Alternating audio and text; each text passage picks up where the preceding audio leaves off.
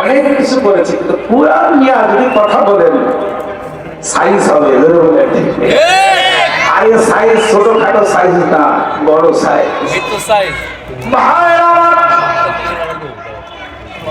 এই জন্য আপনাদের ঠিক করে বলতে চাই, আমাদেরকে আদরের ডাক ডেকেছেন কে? আদরের ডাক ডেকে শুধু কি তাই ডেকেছে, বান্দা তুমি আমার হয়ে যাও, আমার আনুগত্য করলে, আমার দাসত্ব করলে, আমার রাসূলের প্রতি যদি দিল মহব্বত নিয়ে রাসূলের তরিকা মতো চলো, আমি আমার পাশে একটি ঘর বানিয়ে দেব। ও মালিক,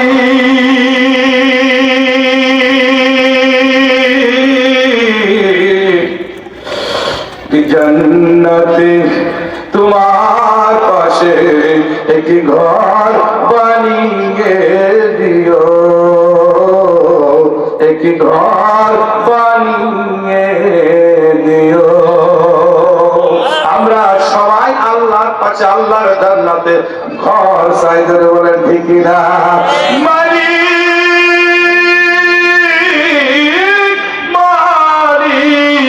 তোমার জান্নাতে তোমার পাশে একটি ঘর বানিয়ে দিও,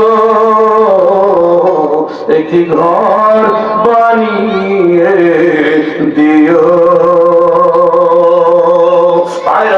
ভাইরা আসেন আসেন আসেন, আমরা মালিকের জান্নাতে ঘর চাই। যদি আমাদের ওই ঘর পেতে হয়, আল্লাহর আনুগত্য, আল্লাহর দাসত্ব, আল্লাহর গোলামীর বিকল্প কোনো রাস্তা নাই।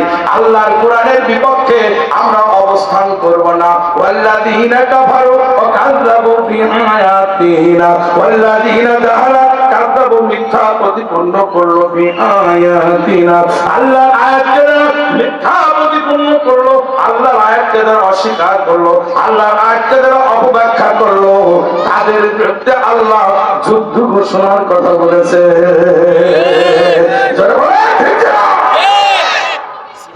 জোরে কথা বলে এই জন্য আমি একদম কোনো যুদ্ধে অংশগ্রহণ করি নাই। বাবা যুদ্ধে অংশগ্রহণ করেছে, এই জন্য আমার বাবা বীর মুক্তিযোদ্ধা, my father is freedom fighter. আমি বীর মুক্তিযোদ্ধার সন্তান হিসাবে গোটা বাংলার তৌহিদি জনতাদেরকে বলতে চাই, আর একটা বার বাংলাদেশে যুদ্ধ হবে, জোরে বলেন ঠিক কিনা?